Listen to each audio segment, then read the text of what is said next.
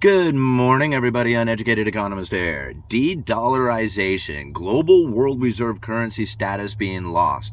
This is a lot of what you hear about on the mainstream media, talking about how the BRICS nations, Brazil, Russia, India, China, South Africa, how they're going to start doing global trade outside of the dollar, how they're going to start using their own sovereign currencies in order to facilitate the global trade, the selling of their commodities. Now, this is something that a lot of people are very concerned about, and I've been approached by many people who have heard about this de-dollarization and what kind of impact that's going to have on the economy, especially talking about here in the United States. And so they're especially concerned about what's going to happen with their retirement, with their wages, with their savings, with their investments. This is all the major concern that comes from, the idea that there's going to be this loss of status when it comes to being the world reserve currency and what kind of benefit we actually get from that. Now, one thing I can really say about this is that I have not been concerned about de-dollarization, not even a little bit, only because the demand for dollars is so big out there, it's so huge that doesn't really give a whole lot of room for any other currency to take its place. And now, what it would take for another currency in order to overwhelm the dollar's use is something that no currency, no country, nobody is willing to take on except for the United States. And now, when you do hear about the de-dollarization, you have to understand that it's talk and that it hasn't proven itself to be the case. Although they have set up a lot of transactions that are being done in their sovereign currency. For example, Russia selling a lot of oil to India in rupees. But what's India really doing with that oil? And now, when you think about what Saudi Arabia is saying to Russia right now, you can see the trouble in paradise that is starting to present itself. See, Russia doesn't really want rupees. When they sold that oil to India, what are they going to do with these rupees? And so they have to sell those rupees out on the market for what? Dollars. We've talked about this in the past. I'll find the article and I'll leave it down in the description. Well, then you go over and you look at Saudi Arabia and they're saying, hey, Russia, you're producing a lot of oil and it's like kind of messing with us over here. You said that you weren't going to do this. And Russia's over there going, hey, it's appropriate. What we're doing is totally appropriate.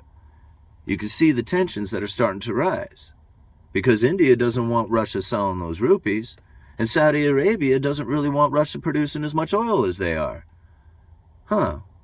Well, is this done in their own sovereign currencies, or is this done in dollars? That's the problem.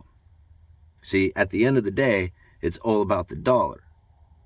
See, the oil that is produced and sold on the world market and the volumes that present themselves are subject to wherever it lands. I mean, how do I describe this? It doesn't matter if it's coming from Russia going to India or if it's coming from the OPEC nations going out to the world. The amount of volume of oil that is distributed throughout the entire global economy system doesn't change. The volume is still there. And now whether India bought it cheaply from Russia or OPEC is selling it to the rest of the world at a particular price doesn't change the amount of volume that was produced. And that's why OPEC, or Saudi Arabia, being the, what do they call that? I think in the article they called them the de facto leader, is mad at Russia because of the amount of volume they're putting into the world supply. See, this is really what it comes down to, And so when you think about dollar and them getting out of the dollar, what are they going to use? Are they going to use yuan? Or is China really, anticipating having a stronger yuan? Take a look at the article I leave down in the description. They're actually benefiting from a weaker yuan. It increases their exports. See, if they had a stronger yuan, their exports would decrease. Well, how do they get the new money in? See, this is why China is not really interested in having a world reserve currency. They talk about being a superpower, they talk about all that stuff, but what it's going to take is for them to start going deeply into debt, because what they're going to have to do is provide the world with a safe and liquid asset. Do you want to trust China? People hardly trust America, but you can at least trust America that they're going to pay those treasuries. Even with this debt ceiling, talk, which I never fell for. I never was concerned once about the debt ceiling not being raised. I mean, that is, to me, was like a bogus argument that was taking place out there so they can politically pull one way or the other. But at the end of it, they were definitely going to raise the debt ceiling. And I have very little doubt that the United States will make do on their treasuries. Now, the Federal Reserve, whether they participated in the system by buying toxic assets, if they did happen to default or not, we don't know.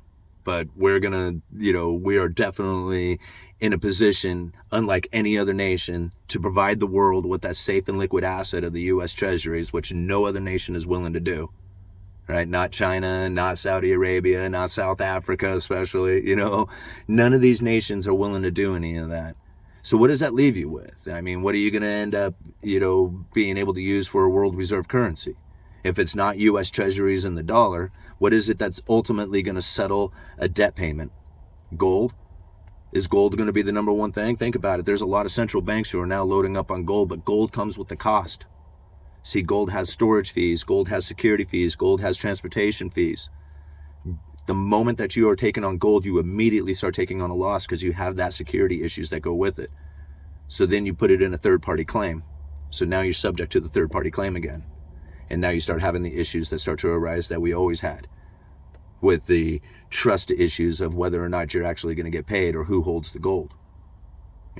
Even if you could trust it with the cryptocurrency system, where you have, say, a trusted third party and then issued out tokens. Eventually, what you're going to end up having is that the productive nations, the ones with the most industrious people, will be able to accumulate all the tokens.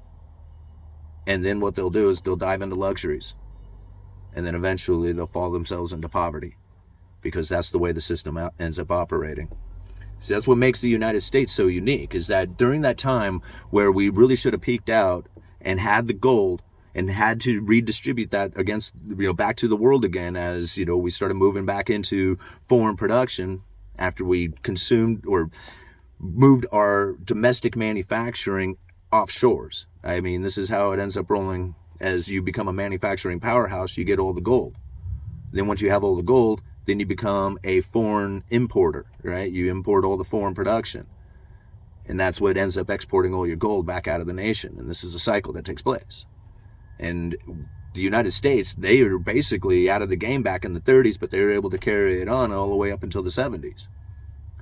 Right? By moving into a fiat currency, by taking all the gold and out of the possession of the people and started issuing out fiat currency to expand the currency supply, giving the people of the world a currency to start using that was just as good as gold, until the 1970s when they realized they had printed up way too much paper and they were going to start pulling that gold out. And they were like, oh, hell no, right? And Nixon was just like, okay, we got to cut this off. No more pulling gold out for dollars. We're just going to go straight up on a fiat currency. And here you can use these U.S. treasuries as if they were gold, right? Because they're guaranteed to pay. And this is really how it switched, they switched into the fiat currency. It was just a matter of progression, because the world was running out of gold, to buy stuff from America with. And America was just like, well, yeah, we're really kind of getting our manufacturing exported out of here as we're buying more foreign production. And it was just like, we're going to export all our gold if we do this. What else can we do? Well, let's just start buying foreign production with debt.